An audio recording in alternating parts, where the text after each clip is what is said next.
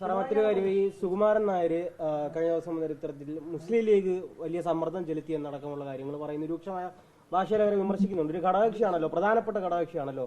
ഒരു സമുദായ സംഘടനയുടെ തലപ്പത്തിരിക്കുന്ന ആൾ വന്നിരുന്ന് അങ്ങനെ പറയേണ്ട ആവശ്യമുണ്ടോ? അല്ല, അതിനകത്ത് രണ്ട് കാര്യങ്ങളാണ്. ഒന്നാമത്, മുസ്ലിം ലീഗിനോട് കോൺഗ്രസ് പാർട്ടി അഭിപ്രായം ചോദിച്ചപ്പോഴാണ് അവർ അഭിപ്രായം പറഞ്ഞത്. ഇപ്പം നിരീക്ഷകർ ഡൽഹിയിൽ നിന്ന് വന്നപ്പോൾ മുസ്ലിം ലീഗിൻ്റെ പ്രതികളെ നേരിട്ട് വിളിച്ച് കണ്ടെന്നുള്ളത് നിങ്ങൾക്ക് അറിയാമല്ലോ. എല്ലാ ഘടകകക്ഷികളുടെ അഭിപ്രായം എടുത്തു. ഘടകകക്ഷികളുടെ അഭിപ്രായം മുഖ്യമന്ത്രിയുടെ കാര്യത്തിൽ എടുക്കുന്നതിൽ എന്താ തെറ്റാ? അപ്പോൾ അഭിപ്രായം എടുത്തു.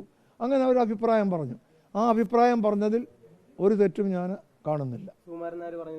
അത് ഞാൻ പറഞ്ഞല്ലോ, പിന്നെ ശ്രീ സുകുമാരൻ നായർ പറഞ്ഞത് അദ്ദേഹത്തിൻ്റെ അഭിപ്രായം. ഒരു മുന്നണിക്കുള്ളിലെ ഘടകകക്ഷികളെ പറ്റി അങ്ങനെ പറയുന്നത് ഒരു സമുദായ സംഘടന ചെയ്യുന്നത് ശരിയാണോ? അതിപ്പോൾ ഞാനൊരു കാര്യം പറയാം. സമുദായ സംഘടനകൾ നേതാക്കളായാലും അവർ വ്യക്തികളും അഭിപ്രായ സ്വാതന്ത്ര്യമുള്ളവരാണ്. അവർ അഭിപ്രായം പറയും. നമ്മളതിനോട് യോജിക്കുന്നില്ല. ഞാൻ യോജിക്കുന്നില്ല. ഞാൻ പറഞ്ഞല്ലോ, മുസ്ലിം ലീഗിന് അഭിപ്രായം പറയാനുള്ള അവരോട് ചോദിച്ച സ്ഥിതിക്ക് അവരോട് ഹൈക്കമാൻഡ് ചോദിച്ച സ്ഥിതിക്ക് അവർക്ക് അഭിപ്രായം പറയാനുള്ള പൂർണ്ണ അവകാശമുണ്ട്. അതിലൊരു തെറ്റും ഞാൻ കാണുന്നില്ല. അതുകൊണ്ട് പിന്നെ ശ്രീ സുകുമാരൻ നായർ അദ്ദേഹത്തിൻ്റെ അഭിപ്രായം പറഞ്ഞെന്നല്ലാണ്ടോ അത് നമുക്ക് ബാധകമല്ലല്ലോ. യോജിക്കുന്നില്ലെന്ന് ഞാൻ പറഞ്ഞല്ലോ. അതിനോട് ആ മുസ്ലിം ലീഗിനോട് ഹൈക്കമാൻഡാണ് ചോദിച്ചത്, അഭിപ്രായം പറഞ്ഞു. അതിലൊരു തെറ്റും ഞാൻ കാണുന്നില്ലെന്ന് പറഞ്ഞല്ലോ. BJP കേരളത്തിന്റെ ഔദ്യോഗിക ഫേസ്ബുക്ക് പേജിലൊക്കെ അവർ പറയുന്നത് ഹൈക്കമാൻഡ് മുസ്ലിം ലീഗാണെന്നുള്ള തരത്തിലാണ്. അത് BJP പറയുന്നത്. BJPക്ക് എന്തോ പറയാൻ വയ്യാത്ത? BJP മറ്റൊരു പാർട്ടി എങ്ങനെയെങ്കിലും കോൺഗ്രസ് മുക്ത ഭാരതവും കേരളവും ആഗ്രഹിക്കുന്നവരാ. അവർ പറയുന്നതിന്, കോൺഗ്രസിനെ കുറിച്ച് അവർ പറയുന്ന അഭിപ്രായങ്ങൾക്ക് എന്തെങ്കിലും വില കൊടുക്കണോ? അവരുടെ ലക്ഷ്യം കോൺഗ്രസിനെ പൂർണ്ണമായി നശിപ്പിക്കുക എന്നുള്ളതാണ്, ഇല്ലാതാക്കുക എന്നുള്ളത്. അങ്ങനെ ഒരു പാർട്ടി നമ്മളെക്കുറിച്ച് അഭിപ്രായം പറഞ്ഞാൽ അത് ദുരുദ്ദേശപരമായിരിക്കും എന്നാർക്കാ പറയാൻ വയ്യാത്ത? അതുകൊണ്ട് അതിനെക്കുറിച്ച് ഞാനൊരു മറുപടിയേ പറയുന്നില്ല.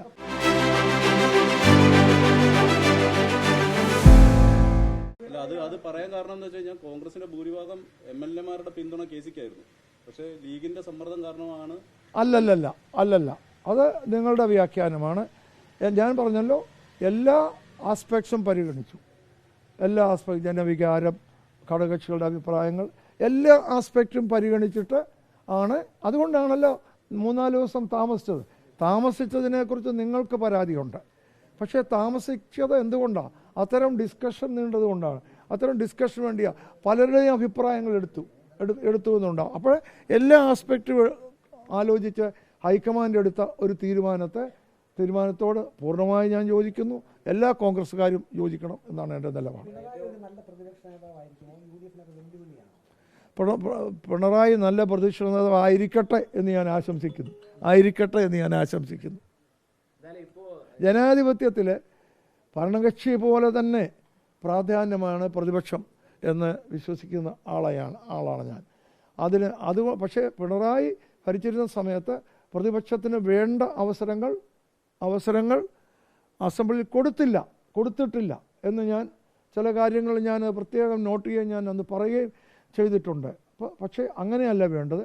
പ്രതിപക്ഷത്തിന് അവസരം കൊടുക്കുകയും ഭരണകക്ഷിയെപ്പോലെ തന്നെ ജനാധിപത്യത്തോടും സംസ്ഥാനത്തോടും പ്രതിപക്ഷത്തിന് ഉത്തരവാദിത്വമുണ്ട്. ഭരണകക്ഷികളുടെ പോരായ്മകൾ കണ്ടെത്തുകയും അത് ജനങ്ങളുടെ മുമ്പിൽ കൊണ്ടുവരികയും അത് തിരുത്തിക്കുകയും ചെയ്യുന്നുണ്ട്. അപ്പോൾ വാസ്തവത്തിൽ ഒരു തിരുത്തൽ ശക്തിയായിട്ട് പ്രവർത്തിക്കേണ്ടതാണ് പ്രതിപക്ഷം. അല്ലാതെ പ്രതിപക്ഷം ഒരു നശീകരണ ശക്തി ആകാൻ പാടില്ല. എന്നാൽ മാർക്സിസ്റ്റ് പാർട്ടിയുടെ ഇടതുപക്ഷങ്ങളുടെ പഴയകാല ചരിത്രം നോക്കിയാൽ തിരുത്തലിനേക്കാൾ ഉപരി ഒരു ഡിസ്ട്രക്റ്റീവ് ആറ്റിറ്റ്യൂഡ് പലപ്പോഴും പ്രതിപക്ഷം എടുത്തിട്ടുണ്ട്.